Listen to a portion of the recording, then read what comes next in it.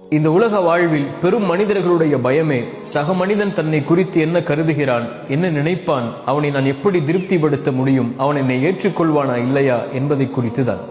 இந்த பயத்தை எவன் கடக்கிறானோ, யார் கடக்கிறாரோ அவரே வெற்றி அடைந்தவராக மகிழ்ச்சி அடைந்தவராகவே வாழ முடியும். இல்லை என்றால் உலக வாழ்வு முழுவதும் பிற மனிதனுக்காக வாழ்ந்து மறைந்ததாகவே ஆகிவிடும். இறைத்தூதருடைய உள்ளம் பிறருடைய வார்த்தைகளால் நெருக்கமானது. அல்லாஹ் கூறினான் அந்த இறைத்தூதருக்கு, நபியே, உங்களுடைய உள்ளம் அவர்களுடைய வார்த்தைகளால் நெருக்கமாவதை நான் அறிகிறேன். நீங்கள் அதை குறித்தெல்லாம் கவலைப்படாதீர்கள். அதற்கெல்லாம் நீங்கள் பதிலளிக்கவும் தேவையில்லை. என்னை புகழ்ந்து விடுங்கள், என்னை சிரம்தாழ்த்தி வணங்கி விடுங்கள் என்று இறைத்தூதருக்கு இறைவன் அறிவுரை கூறினான். படைப்புகளை திருப்திப்படுத்துவது உங்களுடைய நோக்கம் அல்ல. படைத்தவனை திருப்திப்படுத்துங்கள்.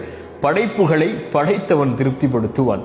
நீங்கள் இறைவனுக்கும் உங்களுக்கும் நல்லவராக வாழ்ந்தால் போதும். யாருக்கும் அதை நிரூபிக்க வேண்டும் என்ற அவசியம் இல்லை.